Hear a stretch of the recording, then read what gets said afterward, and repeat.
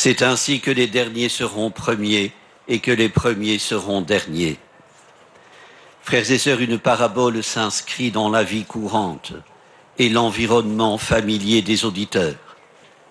Elle est porteuse de façon imagée d'une signification qui lui est propre et qui vaut leçon. Parfois Jésus l'explique, parfois il ne l'explique pas. Chaque parabole interpelle, invite à la réflexion. Réunies, elles s'éclairent mutuellement, car elles ont une transitivité multiple, elles dépassent le moment et les âges. Parfois les paraboles déroutent, c'est le cas de celle du maître de la vigne. Elle se termine sur un paradoxe, une assertion provocante. Les derniers seront premiers et les premiers seront derniers. Pourquoi? À quel titre? Frères et sœurs, à l'heure où, un peu partout dans les régions viticoles, des saisonniers sont embauchés, l'histoire du vigneron qui paie ses employés sans tenir compte des heures travaillées par chacun d'eux, cette histoire déroute, choque même. Si aujourd'hui, pareil vigneron s'aventurait à embaucher et à rétribuer de cette manière, il ne tarderait pas à être traduit devant le Conseil des prud'hommes. Cette parabole rompt avec l'usage, avec la raison, et interroge la morale. Le denier était une pièce d'argent qui permettait à l'ouvrier de faire vivre 4 personnes pendant 24 heures. Il représentait la valeur d'une journée de travail. En donnant aux derniers arrivés le même salaire qu'à ceux qui avaient trimé au plus fort de la chaleur, le maître de la vigne transgresse l'usage. Certes, il avait convenu d'un denier avec les premiers engagés, mais la justice leur faisait espérer une majoration de leur salaire au vu de ce que recevaient les derniers. Leur récrimination est compréhensible. Dépités de se voir traités indifféremment, ils protestent au nom de la justice et de l'équité.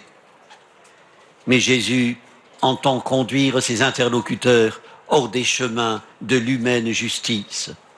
Cette vigne dont il parle, c'est le royaume. Ce n'est pas un quelconque chantier vinicole, c'est la vigne du Seigneur.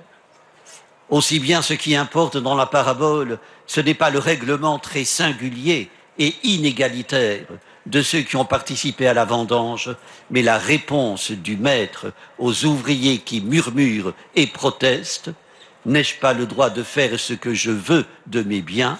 Ou alors ton regard est-il mauvais parce que moi, je suis bon? Frères et sœurs, c'est la clé de la parabole. Il plaît à Dieu de se comporter avec nous comme le maître de la vigne avec ses ouvriers. Il a pitié de ceux qui sont sans travail, sans ressources pour eux-mêmes et pour leurs familles. Les bergers d'Israël, eux, ne se soucient que de leurs troupeaux. Dieu est le berger de tous les troupeaux. Il manifeste sa tendresse envers tous les pécheurs. C'est parce qu'il est mon berger que rien ne saurait me manquer. Frères et sœurs, ce qui scandalise le plus les ouvriers de la première heure, au demeurant la foule qui compose l'auditoire, et nous-mêmes peut-être, c'est la magnanimité du maître de la vigne. C'est le message de miséricorde et de salut adressé par Jésus à ceux qui s'estiment devoir être plus valorisés que d'autres. C'est la miséricorde que chante le psalmiste. Le Seigneur est tendresse et pitié. Il est juste en toutes ses voies. Frères et sœurs, Dieu est bon, non seulement pour le peuple élu, mais aussi pour tous les hommes, si lointains et si pécheurs soient-ils.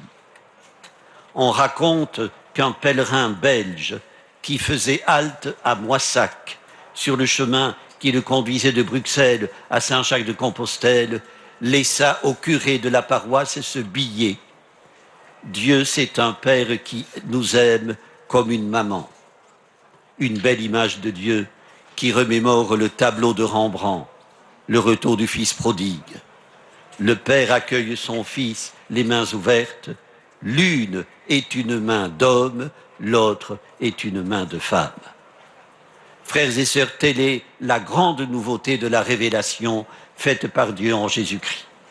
La nouvelle alliance inaugure un nouvel ordre social fondé sur l'amour. Dieu sauve tous les hommes, y compris les derniers. C'est pour eux, les derniers, qu'il a toujours manifesté sa prédilection. Frères et sœurs, les voies du Seigneur ne sont pas les nôtres. Ses pensées sont au-delà de nos pensées. Sa bonté passe par une équitable rétribution de juste mesure. Sa justice n'est pas de l'ordre de ce monde. Frères et sœurs, en toutes choses, remettons-nous-en à lui et demandons-lui, par la prière, de nous rétribuer selon sa grâce. Amen. Prions le Seigneur. Seigneur Dieu, tes pensées ne sont pas nos pensées et tes chemins ne sont pas nos chemins. Vers toi monte notre prière.